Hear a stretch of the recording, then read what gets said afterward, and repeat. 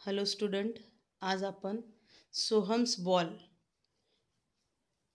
हे English सब्जेक्टचा lesson बघणार आहोत.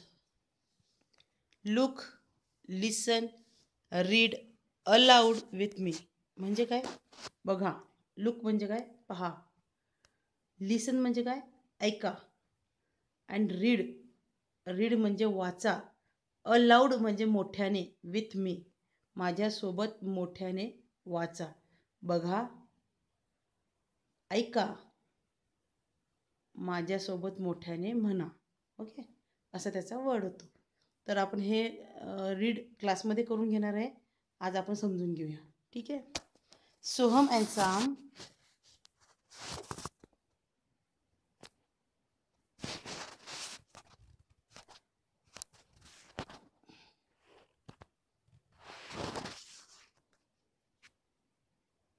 Soham and Sam are playing football.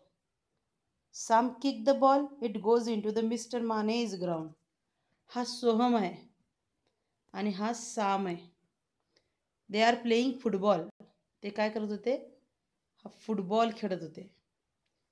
नाव या सामने काय केलं? फुटबॉलचा तो बॉल असतो ना, त्याला किक मारली. जशी किक मारली तसा तो बॉल घराशेजारी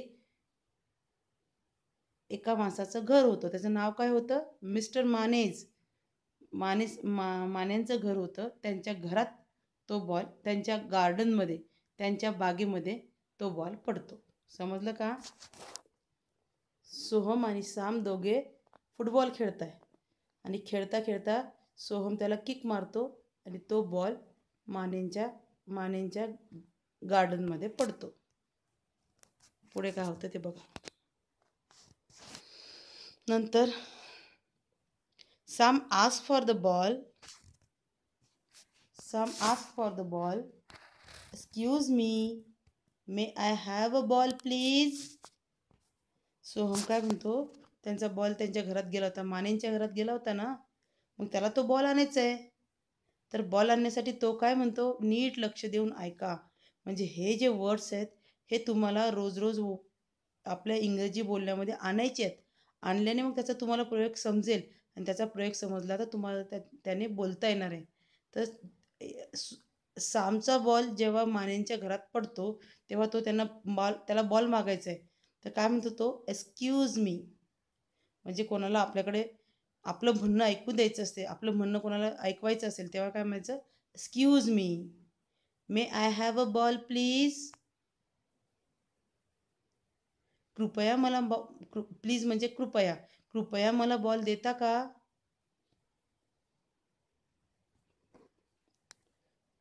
तर माने म्हणतात शुअर, हिअर इट इज. तो म्हणतो हो हो, हा घे. तो बॉल त्याच्याकडे फेकतोय तो, म्हणजे त्याला देतोय तो, हो ना. मग after some time again a ball goes into the मानेज ग्राउंड. परत ते मुलं खेळायला लागतात बॉल आल्यावर आणि परत मिस्टर मानेंच्या ग्राउंडमध्ये बॉल जातो. आता सोहम येत नाही. आता साम येत नाही. आता कोण येतो? सोहम येतो. कारण आधी बॉल आणायला कोण आलं होतं? साम. आता बॉल गेला तर कोण आणायला आलं? सोहम आला. तर सोहमचा जरा चेहरा बघा किती रागीट दिसतो आणि साम बघा किती हसरा दिसतोय. तर सोहम त्याला म्हणतात त्या मानेंना म्हणतो give me ball. No, I won't, said Mister Mane. तो म्हणतो मला बॉल द्या. आणि माने म्हणतात नो, मी तुला बॉल देणार नाही. म्हणजे हे दोन चित्र बघून तुम्हाला बघा इथं कसं समजते.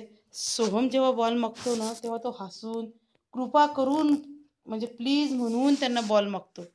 पण सोहम तसा करत नाही. सोहम त्यांना डायरेक्ट बॉल मागतो आणि जरा रागाने बोलतो.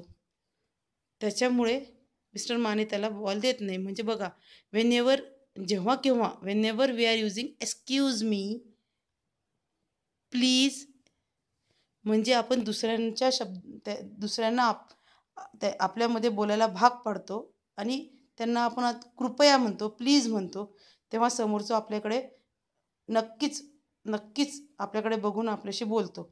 पण जेव्हा आपण अगदी ऑर्डर सोडल्यासारखं बोलण्याचा प्रयत्न करतो तेव्हा दुसऱ्यांकडनं आपल्याला रिस्पॉन्स पण चांगला येत नाही. मग सोहमने जसं रागाने बॉल मागितला तेव्हा मिस्टर मानेने त्यांना बॉल दिला नाही. समजलं? नेक्स्ट. मग काय, why does Mister Mane say no? Mister Mane no का म्हटले? कारण याने अगदी ऑर्डर म्हटल्यासारखं त्यांना बॉल मागितला, हो ना. How is Soham feeling? सोहम जरा रागीटच होता ना. How is the Soham feeling? सोहमची फिलिंग म्हणजे सोहमला कसं वाटत होतं तेव्हा त्याला जरा, सोहमला नंतर मग ते बॉल देत नाही म्हटल्यावर थोडासा नर्वस झाला, थोडासा दुःखी झाला, है ना. How is Mane feel? मानेंना कसं वाटलं, अरे हा मुलगा जरा व्यवस्थित नाही आहे, कारण तो व्यवस्थित बोलत नाही ना त्याच्यामुळे. मग सोहम ट्राईज अगेन. सोहमने परत ट्राय केला. परत त्यांना म्हणतो, uncle may have a ball please. आता किती प्लीज म्हणून, किती किती कृपया म्हणून अगदी व्यवस्थित त्यांना म्हणतोय आणि हसून बोलतोय बघा. परत हसून बोलतोय. हसून बोलून त्यांना कृपा करून प्लीज काका मला बॉल द्या. How does Mane feel now? आता मानेंना कसं वाटलं बघा, ते पण हसताय थोडंसं. मग ते पण त्याला बॉल देऊन टाकता आणि तो म्हणतो थँक्यू सेट सोहम. समजलं? स्टोरी कळाली? आता या स्टोरीवर अभ्यास बघा काय आहे तर. मॅजिक वर्ड आहे याला. काय म्हणायचं? Magic word. मॅजिक वर्ड काय आहे बघा, या चित्रामध्ये बघा. Can you give me a pencil? इथे ही मुलगी म्हणते can you give me the pencil?